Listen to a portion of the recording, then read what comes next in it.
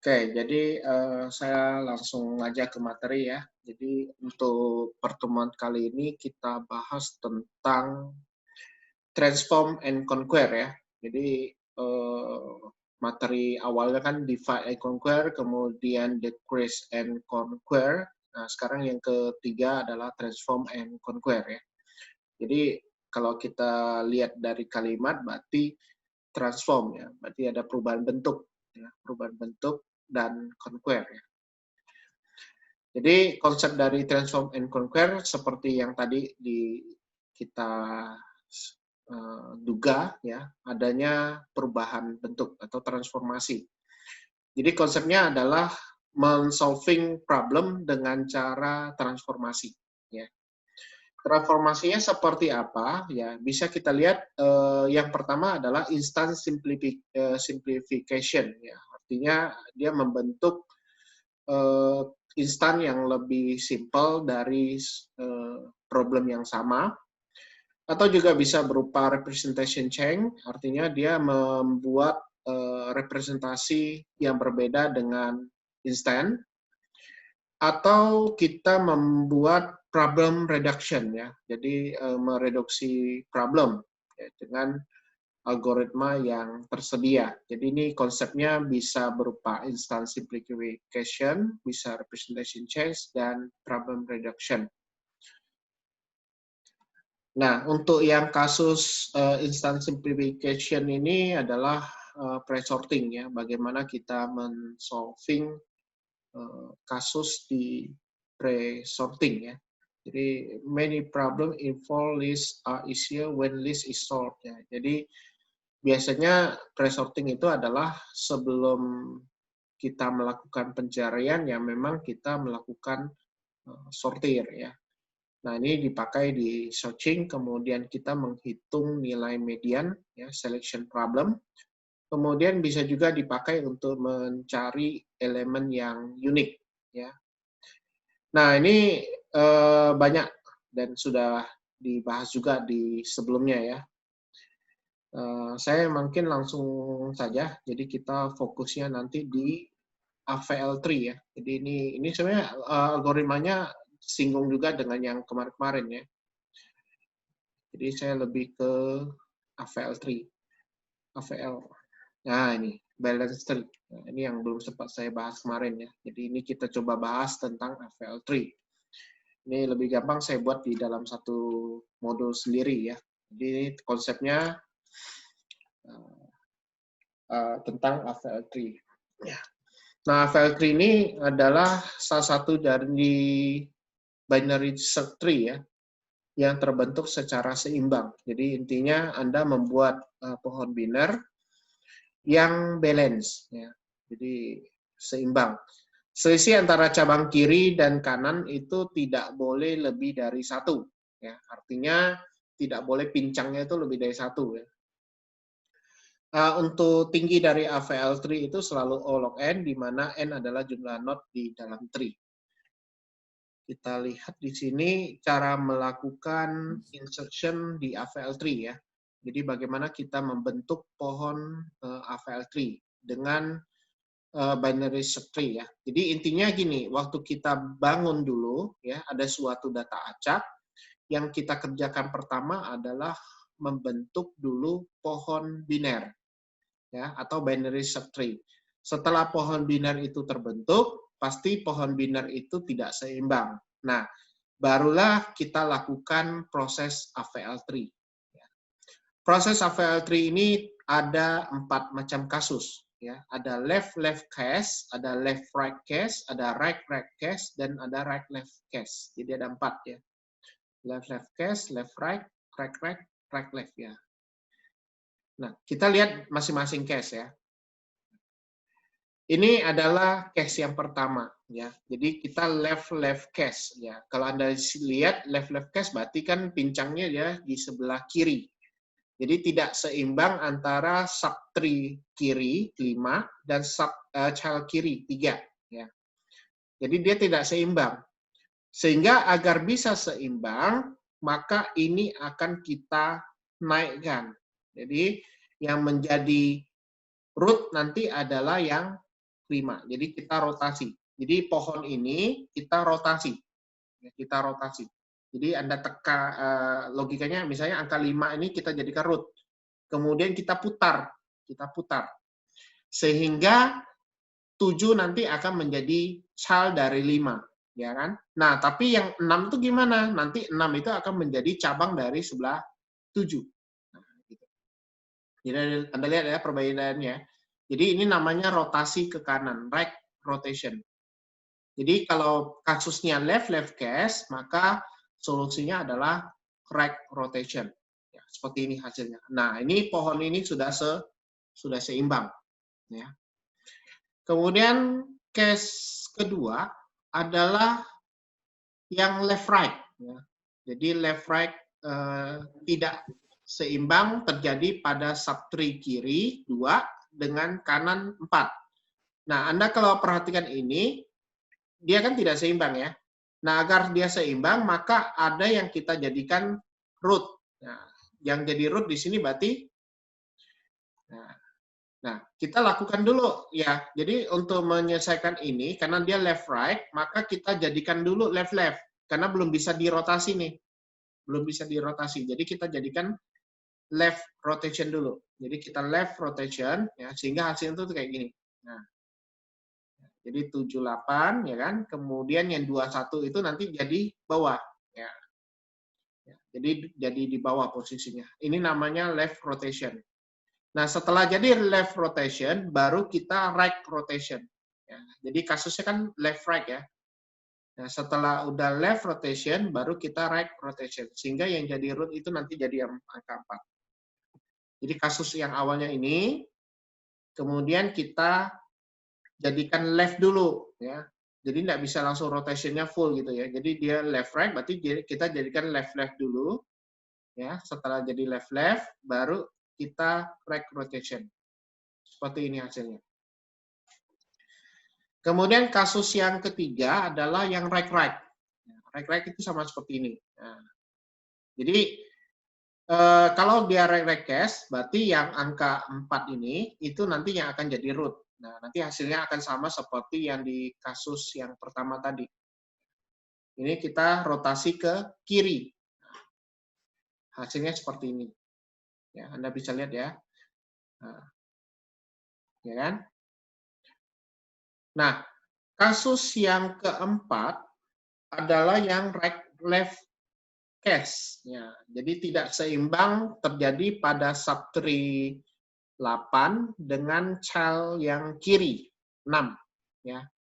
Jadi untuk menyelesaikan ini kita perlu jadikan dulu right-nya. Jadi right case. Jadi kita tambahkan right rotation ya. Nah, jadikan right rotation. Sehingga dari yang awalnya ini ya, kemudian dia akan bergeser. Sehingga posisi dari 6, 5, dan 7 ini akan bergeser ke sini. Nah, setelah udah jadi right rotation, nah berarti kita lakukan yang rotasi lagi, di mana nanti yang menjadi root-nya itu adalah angka 6. Nah, ini left rotation. Jadi langkahnya 2 kali. Kalau yang model kayak gini, langkahnya 2 kali. Jadi kalau right left, berarti dia right dulu, baru left rotation. Nah, seperti ini. Ini kan karena pohonnya sudah terbentuk ya. Nah, ini sekarang kita ambil contoh sebuah data. Nah, ini datanya. Nah, untuk menyusun pohon bila itu begini ya. Jadi ada data 5 ya. Itu akan jadi root ya. Kemudian ada data kedua yaitu 2. 2 ini lebih kecil atau lebih besar? Oh, lebih kecil, maka dia akan menjadi sini. Kemudian 1 ini kurang dari 2, berarti dia akan masuk di cabang kiri. 4, berarti dia berada di kurang dari 5, lebih dari 2. Dia akan mengisi di cabang kanan. Ya. Kemudian 7, 6, 3, 9, sampai 16, 15. Nah, ini. Nah, kalau Anda lihat di sini, ini kalau kita lihat gambarnya, kalau misalnya kita lihat hanya sampai 69 saja, itu seimbang. Tapi di bawahnya dia pincang. Kenapa? Di sini ada 3, di sini ada 16 dan 15. Ya. Ini pincangnya lebih dari 1. Ya, lebih dari 1. Maka ini nanti akan melalui proses untuk menjadi AVL3. Nah, ini kasusnya, ini adalah left. Ya. Ini sebelah ini adalah left. Yang pincang kan sebelah sini ini. Ya, sebelah right, tapi yang di cabang kiri, left. Nah, sehingga agar bisa Anda lakukan AVL3, ini kita jadikan right. Jadi cabang ini kita pindahkan sebagai right, cabang kanan. Ya. Dengan cara apa? Tukar 15 naik ke atas, 16 jadi ke bawah. Seperti ini. Nah, ini namanya right rotation. Kita putar. Nah, setelah jadikan right rotation, ini baru kita naikkan. Ya, jadi ini yang kita naikkan. Kita naikkannya gimana? Dengan cara 15 naik ke atas, 9 jadi turun, 16-nya tetap. Nah, jadi ini yang jadi akar di sini. Nah, gitu. Hasilnya seperti ini. Nah, ini namanya left rotation. Ya. Intinya gini, kalau Anda bisa lihat di gambar, ya, dia posisinya adalah 15 ini nanti akan kalau kita buat di dalam pohon biner, ini tidak akan melanggar aturan dari pohon biner. Ya. Jadi 7 dengan 15 ini akan lebih dari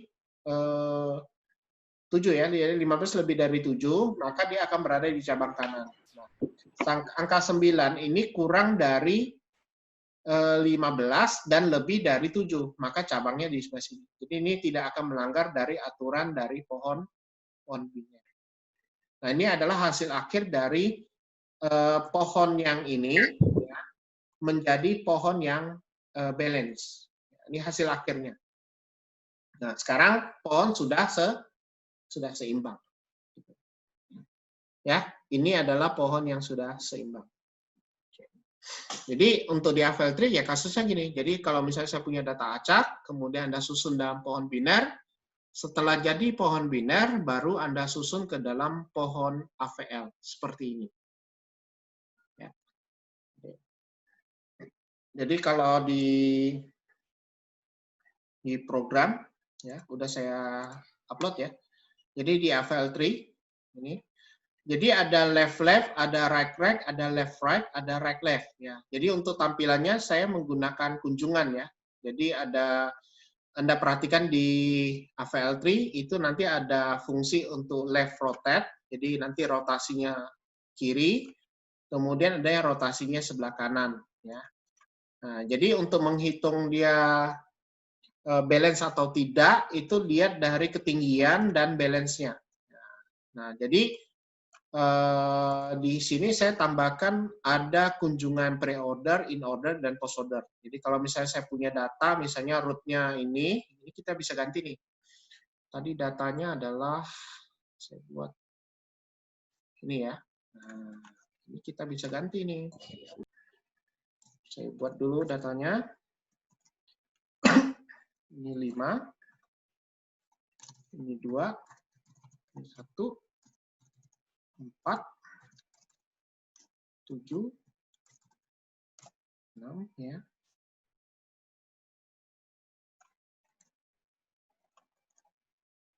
Kemudian 3, 9, 16, dan 15.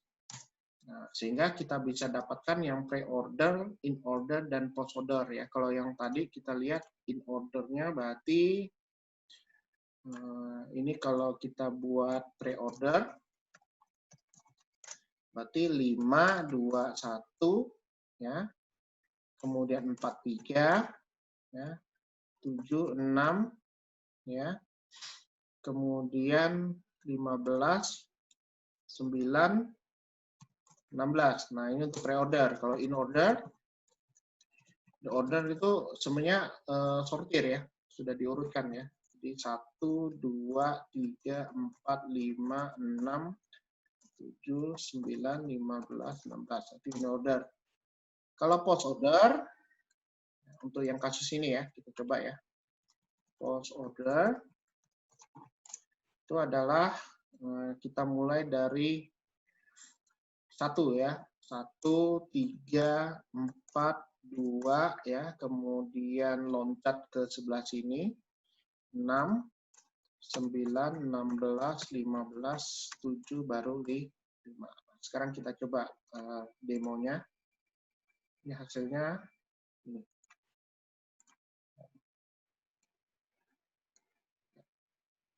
Jadi pre-ordernya 5, 2, 1, 4, dan seterusnya. Untuk in order pasti sortir, ya. Kemudian post ordernya ini. Ya. Jadi, berarti AVL tree kita sudah tepat sesuai dengan hasil dari kunjungan ini. Ini untuk memastikan aja. Codingnya ya. Sudah saya upload ya di Moodle, nanti tinggal kalian download. Yang berikutnya adalah tentang kasus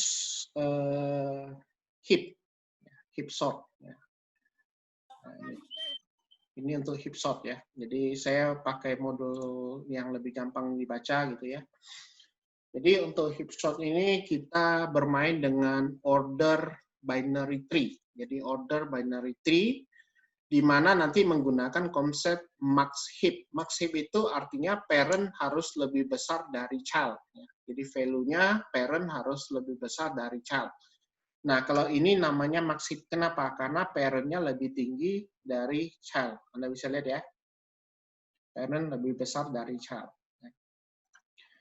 Build max heap, create max heap from unsort array. Jadi, kalau mau buat build max heap, Anda membuat sebuah max heap dari data array yang tidak terurut. Nah, kemudian ada satu konsep yaitu heapify. Ya, heapify itu similar to build max heap, but assume part of array is already sort. Jadi ini hanya bagian dari max heap. Ya, ini bagian dari max heap. Karena setiap kali kita melakukan heap sort, nanti kita perlu operasi untuk heapify. Ya. Nah, ini ambil contoh ya. 285, 391. Jadi pertama kita mau buat dulu create max heap, baru kita remove longest item, kemudian place item in sort position. Jadi kita mau melakukan sortir dengan algoritma heap sort. Jadi ini data awal, kemudian data awal ini kita buat dulu max heap. Kalau kita buat di dalam array, ya, jadi ini Anda nggak perlu takut ya, karena dia langsung aja ya. Jadi ini kan konsepnya binary tree ya. Jadi 2 itu nanti otomatis jadi akar ya. 85 berarti cabang kiri dan cabang kanan. Nah, ini pasti ada 2 cabang. Ini 2 cabang nih. Kemudian 39. Habis itu 1. Nah, ini cabangnya kosong. Jadi enggak ada. Nah, ini adalah tree. Nah, tree yang ini belum max heap ya. Kenapa? Aturan max heap adalah parent-nya harus lebih dari child ya, lebih tinggi dari child. Maka ini harus dijadikan max heap ya. Jadi cara membuat jadi max heap gimana? Kita sortir. Nah, jadi disortir secara descending. Jadi disortir menjadi descending. Kalau yang tadi tree-nya kayak gini, sekarang kita susun root-nya jadi 9, ini 85, 53 di sini. 32 nih, dan 1 di sini. Nah, ini sudah max heap. Ya, Anda perhatikan bahwa parent lebih besar dari child. Ya. Nah, setelah sudah membangun max heap, barulah kita melakukan untuk operasi heap sort. Ya. Saya klik dulu. Nah, jadi kita bandingkan dulu data yang awal dengan yang belakang. Ya. Jadi, nanti setelah ini kita tukar. Jadi 9 dengan 1 ini kita tukar. 9 dengan 1 kita tukar posisinya. Ya. Nah, setelah dapat datanya seperti ini, angka 9-nya kita sembunyiin dulu. Kita hidden-kan dulu. Ya. Jadi untuk proses untuk heap sort ya. Artinya nanti posisi angka 9 ini sudah fix. Ya, untuk data terurut. Nah, tinggal bagian yang belum terurut. Nah, yang ini kan 18325. Ini satunya ini tidak terurut ya. Tidak max heap kan. Nah, inilah yang nanti kita jadikan max heap lagi.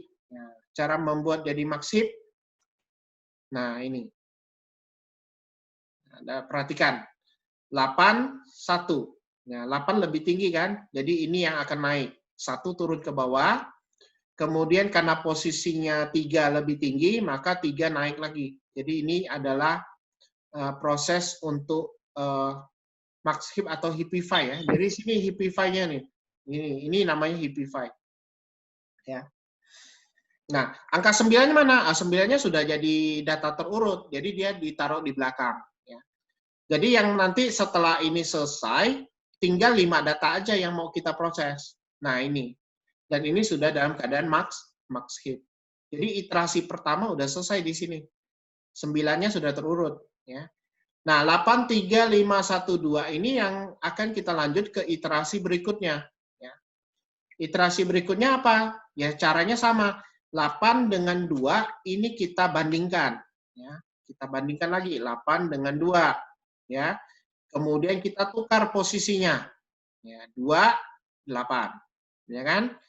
Nah, otomatis 8 ini akan menjadi data yang terurut. Nah, sehingga ini kita sembunyiin lagi. Cabangnya kita sembunyiin. Jadi kan 2, 3, 5, 1. Ya. Jadi 8 dan 9 itu sudah terurut. Jangan diganggu-gugat. Ya. Jadi tinggal 4 not yang kita sisakan. Nah, 4 not ini yang akan kita lakukan proses untuk mendapatkan max heap. Ya, jadi proses heapify lagi ya. Nah, caranya ini. Nah, tukar. Mana yang lebih tinggi? Oh, 5. 5 naik. Nah, di sini 2, ini 3, ini 1. Ini lakukan heapify. Ya. Ya. Nah, inilah max heap. Ya. Setelah kita lakukan penukaran elemen ya. 8, 9 sudah beres. Nah, iterasi berikutnya ya, 5 dengan 1 kita tukar elemennya. Nah, jadi yang 5 dengan 1 kita tukar lagi. Ya, jadi 1 dengan 5. Nah, 5 ini kita simpan. Jadi nanti terurut nih, 5, 8, 9 sudah terurut nih. Jangan diganggu-gugat. Nah, prosesnya ya tinggal 1, 3, dan 2. Nah, gitu. Dan seterusnya ya. Jadi 1, 3, 2 kita heapify lagi. Jadi 1, 3, 2. 3 jadi akarnya. Nah, gitu.